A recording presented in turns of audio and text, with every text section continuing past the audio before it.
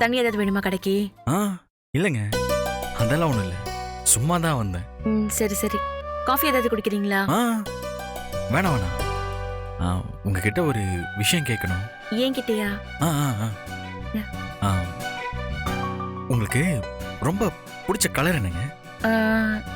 ஏன் திடீர்னு கேக்குறீங்க? சும்மா அப்படியே தெரிஞ்சுக்கலாம் தான். நானும் நீங்க எந்த கலர் சேலை அதிகமா கட்டுறீங்கன்னு நான் யோசிச்சு பாக்குறேன். என் மரமண்டைக்கு ஒண்ணும் தோண மாட்டேங்குதுங்க. நான் கட்டுற சேலையை வச்செல்லாம் நீங்க கண்டுபிடிக்க முடியாது. ஏன்னா எனக்கு பிடிச்ச கலர் வேற.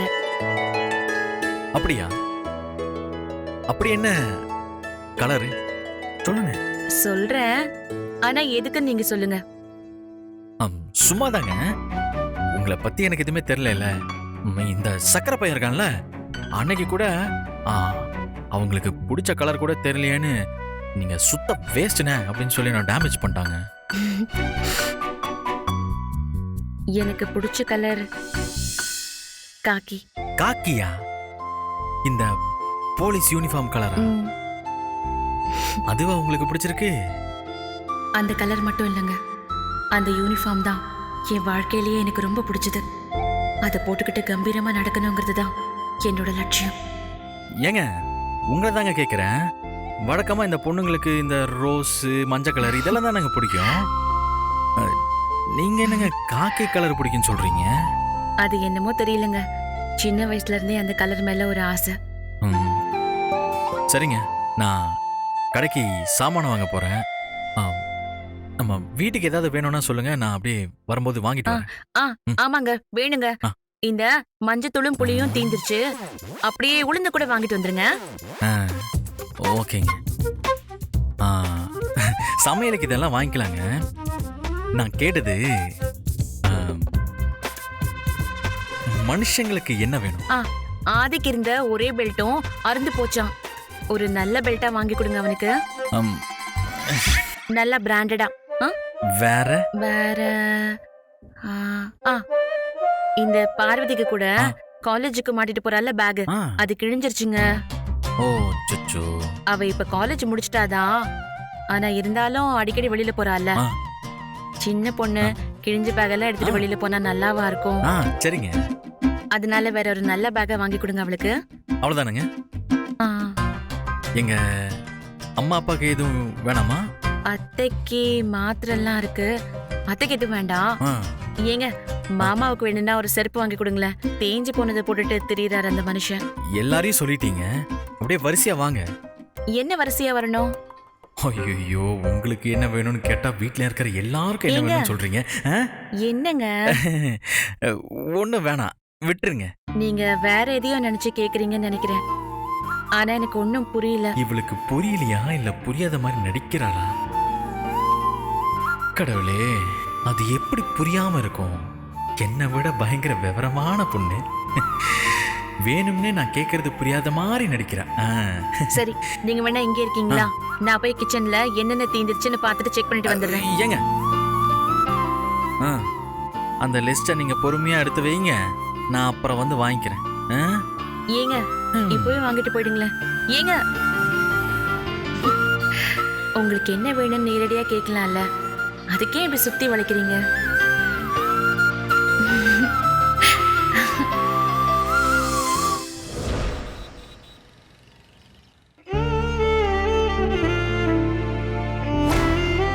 இந்தாம்மா, இது இந்த வீட்டோட காமாட்சி விளக்கு. இனிமே இது உன்னோடது.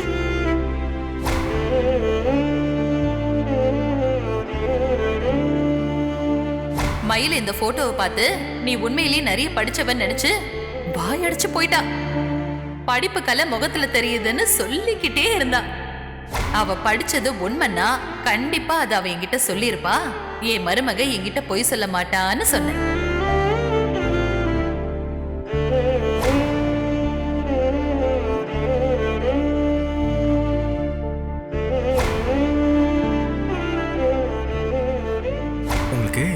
ரொம்ப பிடிச்ச கலர் என்ன? இந்த வீட்ல எல்லாருமே என் மேல ரொம்ப நம்பிக்கை வச்சிருக்காங்க. அதை விட முக்கியமா பாசமா இருந்தாலும் கோவமா இருந்தாலுமே அது உண்மையா என்கிட்ட காட்டுறாங்க. ஆனா நான் ஒரு முக்கியமான விஷயத்த இந்த நிமிஷம் வரைக்கும் மறைச்சுக்கிட்டு இருக்கேன். சொல்றதுக்கு பயந்துகிட்டு. சொன்னா இந்த வீட்டோட சந்தோஷம் கெட்டு போயிடுமோ நினைச்சு தயங்கி தயங்கி தள்ளி போட்டுக்கிட்டே இருக்கேன். ஆனா இதுக்கு மேல இதை விட வேண்டாம். ஒருவேளை நான் சொல்லாம வேற யாரு மூலமாவது தெரிய வந்தா அது பெரிய தப்பா நினைப்பாங்க. நான் திட்டம் போட்டு ஏமாத்திட்டதா நினைச்சு என் மேல கோவப்படுவாங்க. எனக்கும் இதுக்கும் சம்பந்தம் இல்ல, எங்க அண்ணன் சொன்ன பொய் இது, எனக்கே கல்யாணத்துக்கு பிறகுதான் இதெல்லாம் தெரியும்னு சொன்னா கண்டிப்பா நம்ப மாட்டாங்க. அதனால நானே சொல்லிடுறது தான் நல்லது. அப்படி என்ன நடந்துரும், ஏன் இத்தனை நாளா சொல்லலன்னு என்ன கேட்பாங்க. அமெரிக்காவில் இருக்கிற என் அண்ணனுக்கு ஃபோன் பண்ணி பேசுவாங்க, காய்ச்சி மூச்சுன்னு கத்துவாங்க.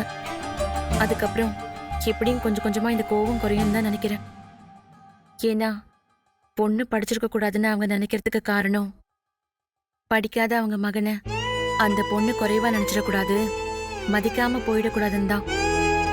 ஆனா நான் அப்படி இல்லையே. படிக்கலங்கிறத வச்சு ஒருத்தரை நான் எடை போடுறது இல்லையே. இந்த நிமிஷம் வரைக்கும் ஒவ்வொரு விஷயத்திலையும் இந்த குடும்பத்தோட நல்லதை யோசிச்சுதான் நடந்துக்கிறேன். அது இங்க இருக்கிற எல்லாருக்குமே தெரியும். அதனால நான் படிச்சவங்கிற உண்மையை சொன்னா முதல்ல கோவம் எல்லாம் பட்டாலும் அப்புறமா அதை ஏத்துப்பாங்கன்னு தான் தோணுது.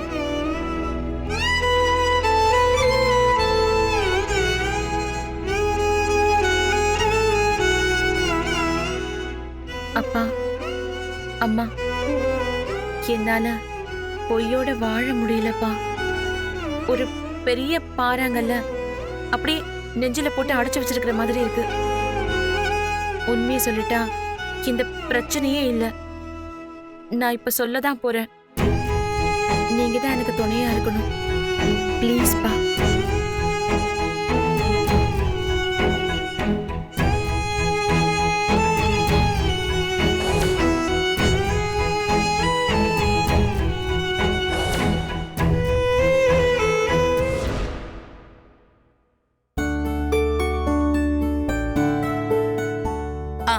அர்ச்சனா, இந்த பூ அப்புறமா கட்டிக்கலாம். இந்த ஊறுகாய ஜாடியில கொட்டி கொண்டு போய் மாடியில நல்ல வெயில காய வச்சிரு. சரிங்க. இந்த பத்திரமா புடி. மா, கையில துணி துவைக்க சொன்னீங்கல்ல, வெள்ளை துணி இதுல இருக்குமா எல்லாம்? சரி, இதை இப்படியே வச்சுட்டு போய் இன்னொரு வாளியில கொஞ்சமா தண்ணி பொடிச்சு அப்படியே நீளம் ஊத்தி எடுத்துட்டு வா. இத கீழே வை. சரிங்கம்மா.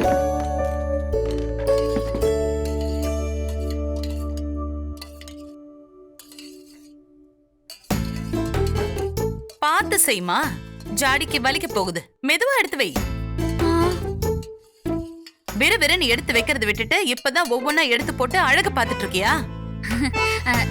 சரி, எல்லாத்தையும் எடுத்து வச்சு மேல ஒரு வெள்ளை துணியை போட்டு மூடி காய வை. இல்லன்னா இந்த காக்கா குருவிங்க தொல்லை தாங்க முடியாது. சரிங்க. சீக்கிரம் எடுத்து வை. கொண்டு வந்துட்டியா? கொடு.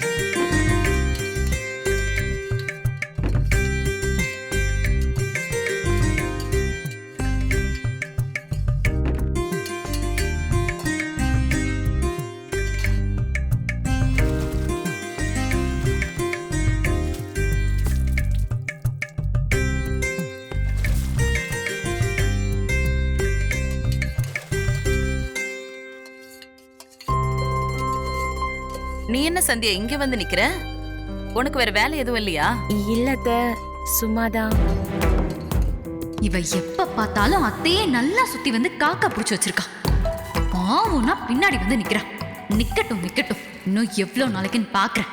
நீ படிச்சவங்கிற விஷயம் தெரியற வரைக்கும் தான் உன் ஆட்டம்லாம். அத்தை, உங்ககிட்ட ஒரு விஷயம் பேசணும். என்ன பேச போற? பேசு. இல்லத்த, ரொம்ப நாளாவே இதை சொல்லணும்னு நினைச்சிட்டு வரேன். ஆனா ஏதோ ஒரு காரணத்தால தள்ளி போய்கிட்டே இருக்கு. இவ என்ன புதுசா ஆரம்பிக்கிறா? என் அண்ணன் என் கல்யாணத்துக்கு முன்னாடி திடீர்னு அமெரிக்கா கிளம்புனா. வீசா கிடைச்ச உடனே போக வேண்டிய கட்டாயம். அதனால அந்த கம்மியான நாளுக்குள்ள எனக்கு ஒரு கல்யாணத்தை பண்ணி வச்சுட்டா அவனோட கடமை முடிஞ்சிடும்னு நினைச்சான். இதெல்லாம் தெரிஞ்ச கதை தானே, எதுக்கு இப்ப திரும்ப அத சொல்ற? விஷயம் இருக்கத்த. எங்க அண்ணன் கல்யாணம் பண்ணி வச்சுட்டு கிளம்பி அங்க போயிட்டான். ஆனா சில விஷயங்களை வெளிப்படையா பேச முடியாம நான் தவிச்சுக்கிட்டு இருக்கேன். நீங்க அடிக்கடி எப்பவும் உண்மையை பேசணும்னு சொல்வீங்க. நானும் அப்படிப்பட்ட ஆள்தான். வாழ்க்கையில எந்த சூழ்நிலையிலுமே உண்மையை மட்டும் பேசு, கஷ்டமே வந்தாலுமே அந்த உண்மை உன்னை காப்பாத்தோன்னு எங்க அப்பா அடிக்கடி சொல்லுவாரு. அப்படிப்பட்ட ஒரு முக்கியமான உண்மைய உங்ககிட்ட நான் சொல்லியே ஆகணும். எங்க அண்ணன் சொல்லாம விட்ட சில விஷயங்களை நான் சொல்லணும் அத்தை. அது அத பத்தி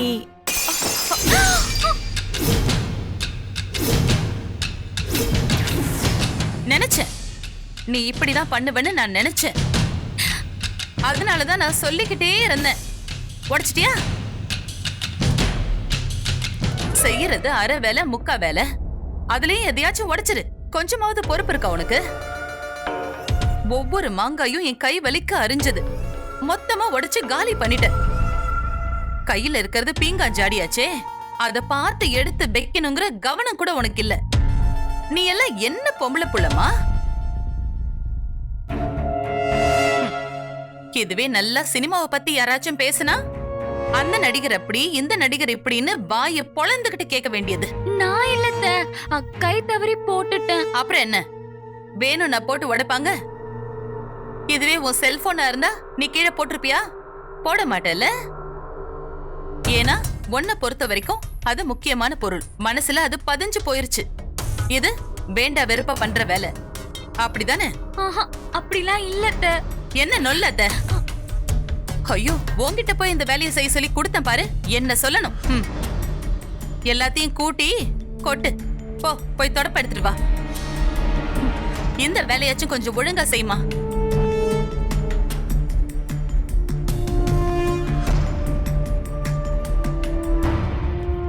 இந்த நேரத்துல சொன்னா அவ்வளவுதான்.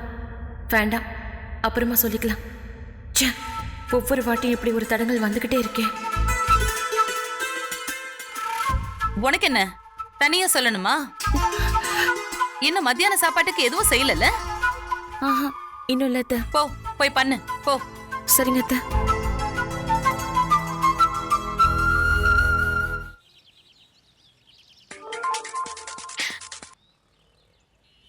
ஹாய் அனு, எப்படி இருக்க?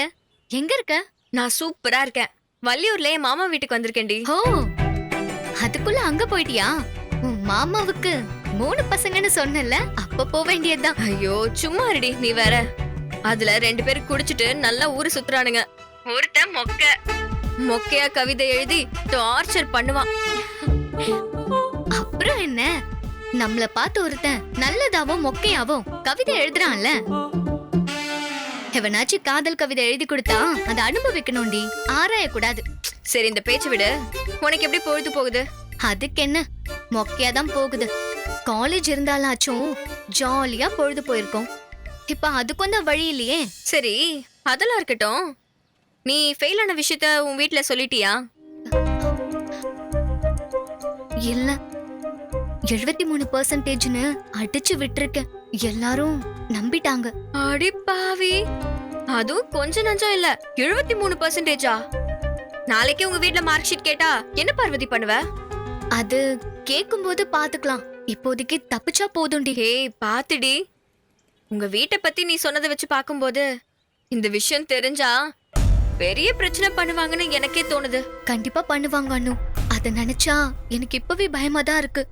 அதனாலதான் யோசிக்கிறதே இல்லடி. ஏய் உனக்கு இன்னொரு விஷயம் தெரியுமா? நம்ம காலேஜுக்கு பின்னாடியே இன்னொரு காலேஜ் இருக்குல்ல, அதுவும் மனோன்மணியம் யூனிவர்சிட்டி தான். ஆமா, எம்எம்என் காலேஜ் தானே, தெரியும் சொல்லு. அங்க எம்காம் படிச்ச ஒரு பொண்ணு யூனிவர்சிட்டி ரேங்க் ஹோல்டர், 3rd ரேங்க்டி. இன்னைக்கு பேப்பர்ல எல்லாம் வந்திருக்கே, நீ பாக்கலையா? இல்லையே. அவ பேர் என்ன? பேரு ஞாபகம் இல்ல, ஆனா யூனிவர்சிட்டி ரேங்க் ஹோல்டர்ங்கிறது பெரிய விஷயம் இல்ல.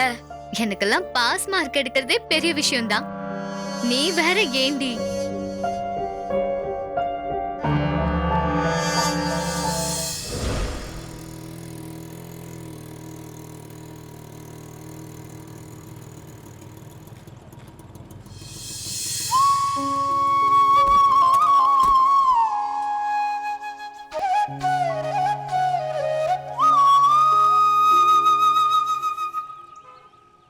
அண்ணே வணக்கண்ணே. சரவணன் தம்பி, வாங்க தம்பி. என்ன தம்பி கடை பக்கம் ஆளைய காணோம்? நான் வந்துக்கிட்டு தானே இருக்கேன். போன வாரம் ஒரு ஆர்டர் இருந்துச்சு, சுரண்டை வரைக்கும் போயிட்டேன். அதான் தம்பியை வர சொல்லியிருந்தேன். அப்படியா? ஆமாண்ணே. இல்ல நான் கூட வேற ஏதோ கடையை மாத்திட்டீங்களோன்னு நினைச்சேன். நான் என்ன மாத்த போறேன்? 8 வருஷமா உங்ககிட்ட தானே வாங்கிட்டு சரி இருக்கேன். சரி சரி. இல்ல பாண்டி, என்னண்ணா? தம்பிக்கு வேண்டிய எல்லா ஜாமானையும் எடுத்து கொடு. இந்த எடுத்து கொடுக்குறேண்ணா. கூல் ட்ரிங்க்ஸ் ஏதாவது சாப்பிட்றீங்களா? ஐயோ அதெல்லாம் ஒன்றும் வேண்டாண்ணே. சரி. சரி வாங்கண்ணா. இந்தா, கடலை பருப்பு 5 கிலோ, ம் மைதா 4 கிலோ, ம் கோதுமை ஒரு பை, இந்த கடுகு, ஜீரகம், மிளகு, வெந்தயம் இதெல்லாம் 1/4 கிலோ போட்டுரு. மற்றதெல்லாம் சரிண்ணா. 1/4 கிலோ பாக்கெட் எதுவுமே இல்லை, லூஸ்ல தான் இருக்கு. கட்டி தரவா? சரி கட்டு. சரிண்ணா.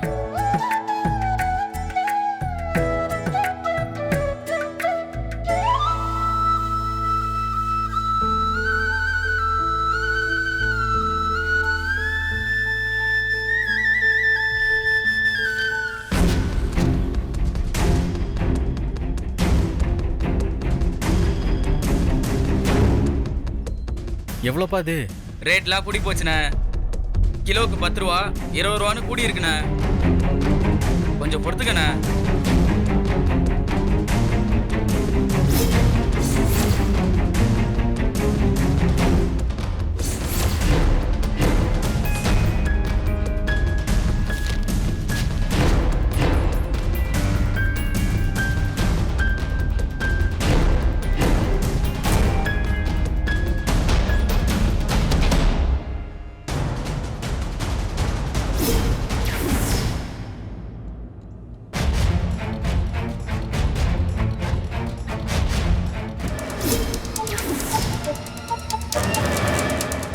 டேய் ஒரு நிமிஷம் இரு.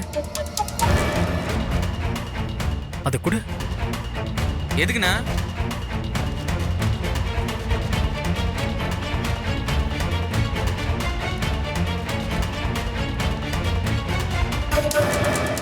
சந்தியா போட்டோ பேப்பர்ல போட்டிருக்கு. என்னவா இருக்கும்? இதுக்காக போட்டோ போட்டிருக்காங்க. தம்பி என்னாச்சு? கடுகு சரியில்லையா?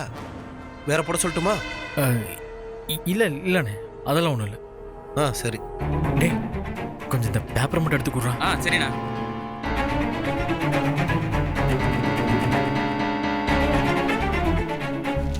குடு குடு குடு இந்தாங்கண்ணா. குடு. என்னாச்சுண்ணா?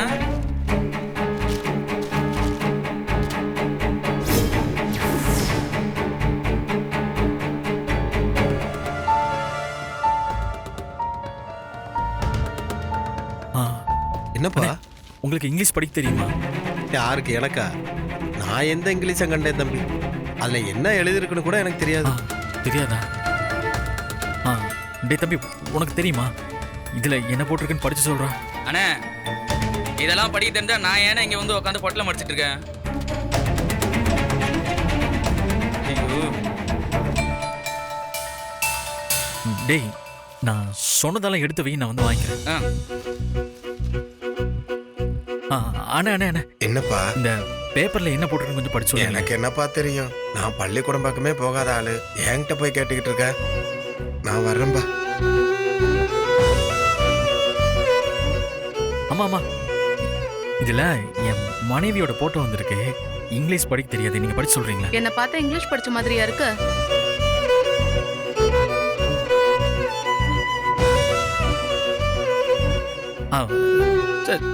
சார் சார் சார் சார் ஒரு நிமிஷம். ஆபீஸ் டைம் அது. சார் சார் ஒரு நிமிஷம். சாரி சார் ஒரு நிமிஷம். சாரி ஒரு நிமிஷம். சாரி இது மட்டும் சார் சார் ஒரு வேற நிமிஷம். யாராவது கேளு. இது சாரி.